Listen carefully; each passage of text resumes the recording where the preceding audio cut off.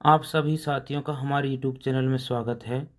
हमारे देशभक्त क्रांतिकारी हमें इनके जैसा बनना है। मैं आज हम जिस देशभक्त के बारे में पढ़ रहे हैं वो हैं जवाहरलाल नेहरू। पंडित जवाहरलाल नेहरू आज़ादी के आंदोलन के दौरान गांधी जी के साथ कंधे से कंधा मिलाकर अंग्रेजों के खिलाफ लड़े।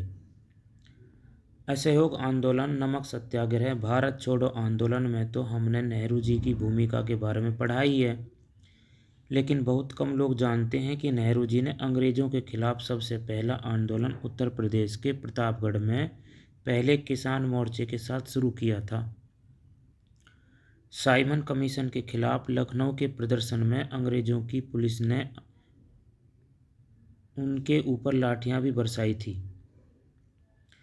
अंग्रेजों का आंदोलन जैसे जैसे संगठित हो रहा था, वैसे वैसे नेहरू जी एक ऐसे अद्भुत युवा नेता के रूप में उभरते चले गए जो सभी वर्गों और क्षेत्रों में प्रिय थे और सबको स्वीकार्य थे। लोग उन्हें सिर्फ आंदोलनकारी नहीं बल्कि दूरदर्शी नेता के रूप में भी देखने लगे थे। आज़ादी के लिए लड़ते हुए वे 9 बार जेल गए।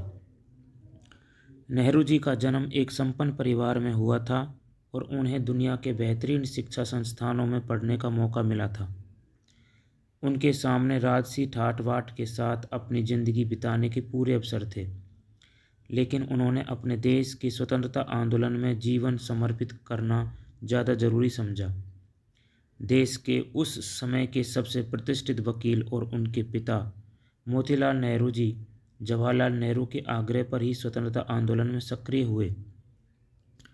इतिहास गवाह है कि मोतीलाल नेहरू के रूप में आंदोलनकारियों को अंग्रेज जजों के छक्के छुड़ाने वाला वकील मिल गया था। 1922 के लाहौर कांग्रेस अधिवेशन में जवाहरलाल नेहरू अध्यक्ष चुने गए तो उन्होंने पूर्ण स्वराज का प्रस्ताव पारित किया। इंकलाब जिंदाबाद के नारों के बीच भारतीय स्वतंत्रता का प्रतीक झंडा फहराया गया।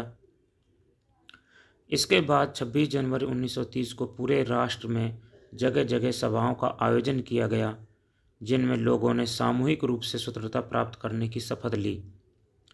इसके बाद 18 साल तक पूरे देश में 26 जनवरी को स्वतंत्रता दिवस के रूप में मनाया जाने लगा। आज़ादी के बाद के भारत की मजबूत नींव रखने का काम गांधी जी द्वारा नेहरू जी के कंधों पर रखा गया। अंग्रेजों ने जिस हाल में भारत को छोड़ा था, वहाँ से एक ऐसा राष्ट्र खड़ा करना जो अपने संसाधनों का इस्तेमाल करते हुए उद्योग, व्यापार और सुरक्षा के हर मोर्चे पर सफल होता हुआ आगे बढ़े, इसकी नींव नेहरू जी के नेतृत्व में ही रखी गई। हमारे देशभक्त क्रांतिकारी हमें इनके जैसा बनना है। जय हिंद।